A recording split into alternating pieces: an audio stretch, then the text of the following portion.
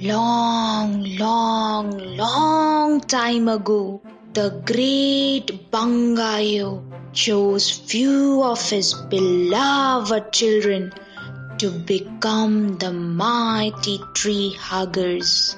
Bunga called them the protectors and named their village as Kanaanka. It was a beautiful village among tall trees. With changing seasons, tree huggers grew in numbers. Their once tiny village was no more tiny. It now has become a big city. Trees became smaller as buildings grew taller. At the north edge of Kanaanka lived a small family of 3.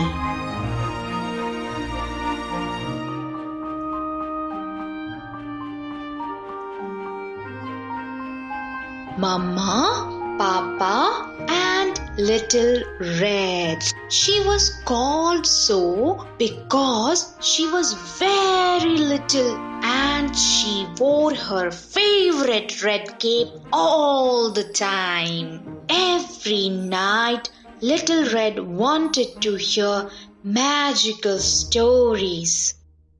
Mommy, please tell me some stories. Please tell me some magical stories, Mommy.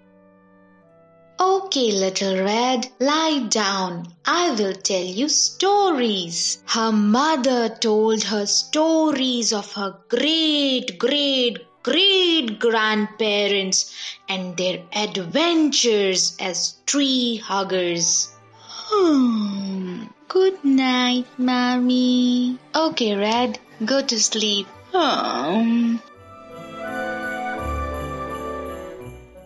Little Red often wondered, where did all these magic go?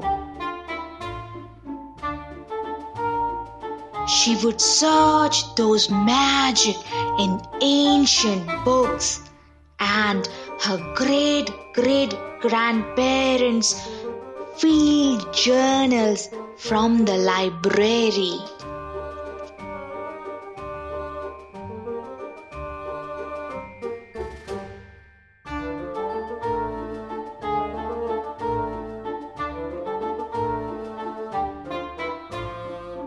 One day, after Red drifted to sleep, she heard a chuckle, a giggle.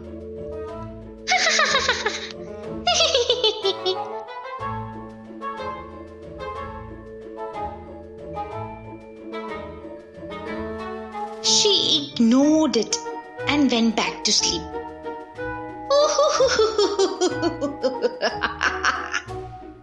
Then she heard it again. This time she woke up. She was scared. She looked everywhere from where the sound is coming. There, she saw a freckle-faced boy. He's the one laughing, wearing the red cape. Just like me, she thought. She followed him. He ran in a backyard and jumped inside a burrow.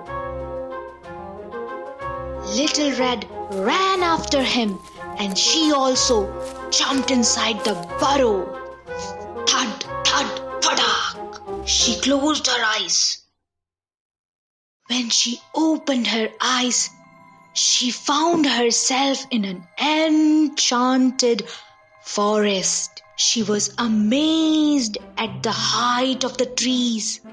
She felt tiny among them, but she was extremely happy and scared. It was an ecstatic feeling for her.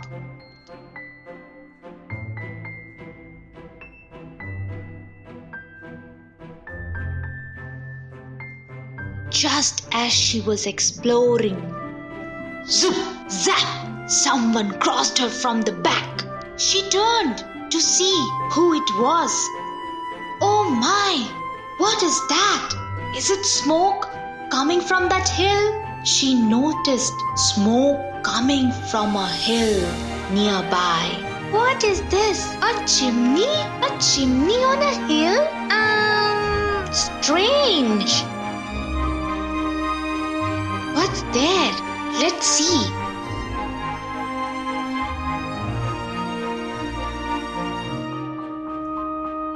She began exploring the hill.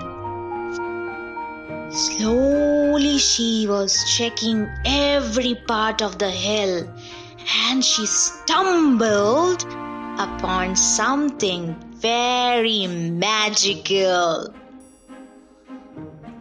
Little Red was scared and excited at the same time.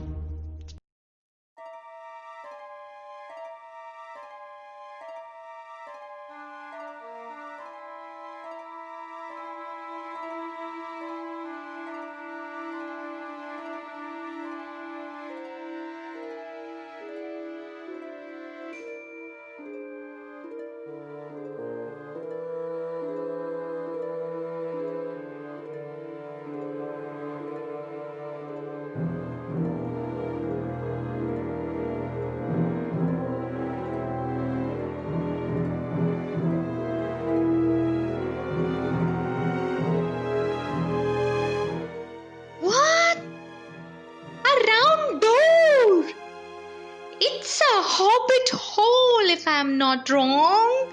I have read about it, she thought to herself.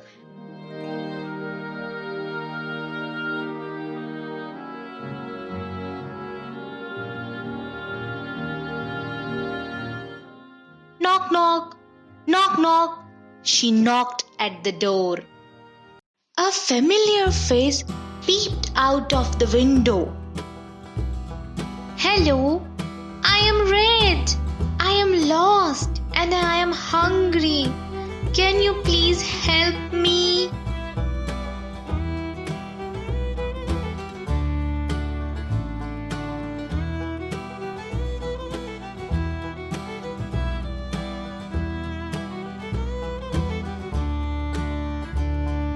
Thank you for opening the door.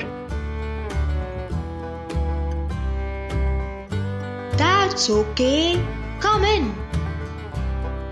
Watch your step, lady.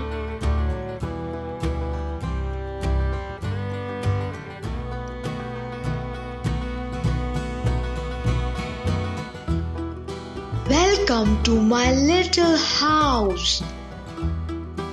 Thank you. Thank you once again. Wait here. Okay, I will wait. I will arrange some food for you to eat.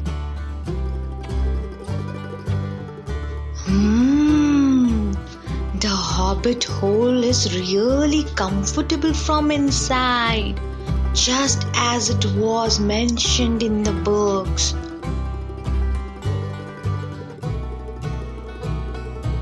Acton came and said, Vivan, can you please bring some food and water for our guest?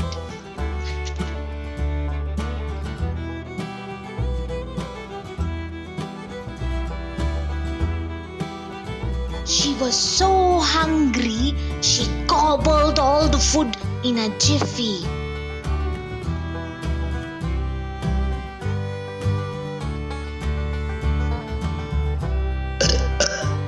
Oh my, where are my manners? I'm really sorry, excuse me. That's okay, The boy said. By the way, I am Red from Kanaanka, and you? I am Acton Haywood from Hobwood. I have seen you before. Yes, I visit Kanaanka to plant seeds every spring. We are responsible for growing woods around the world, he added. Oh wow, that's interesting. I belong to tree huggers. Little Red heard a voice. She turned to Acton. Did you hear that? He is the Great Bunga, yo, Red. I think Bungayo wants to talk to you.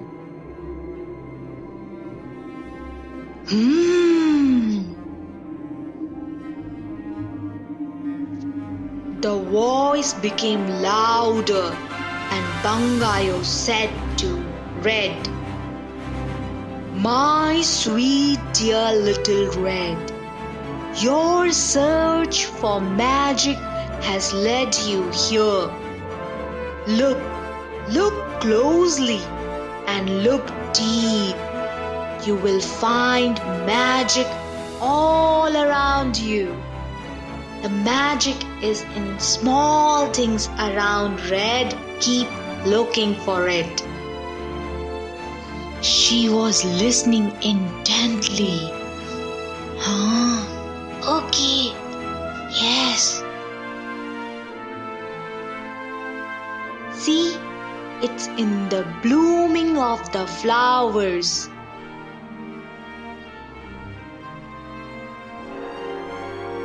It's in the fluttering of butterfly wings. It's in the pitter-patter of raindrops. The magic that you look for is deep in your heart.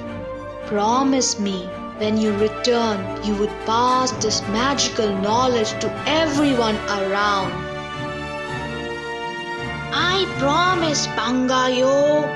Little Red, it's getting late. You better get ready to return home. Little Red said farewell to Acton and Bangayo. Follow this aroma and it will lead you back home. Little Red closed her eyes to breathe in the enchanted forest before leaving.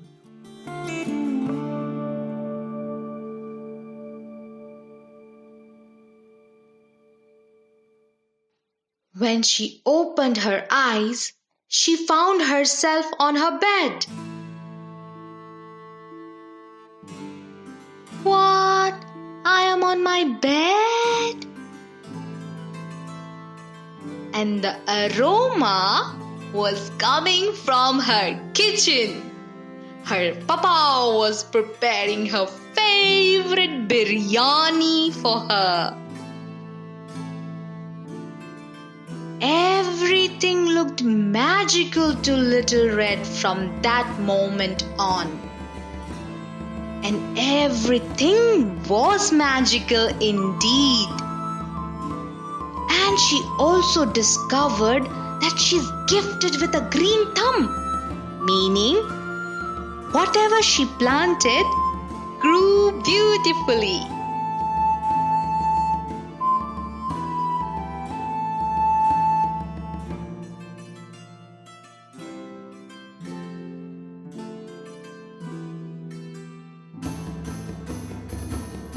Acton and Red met every spring and shared their tales and adventures as tree huggers and wood growers.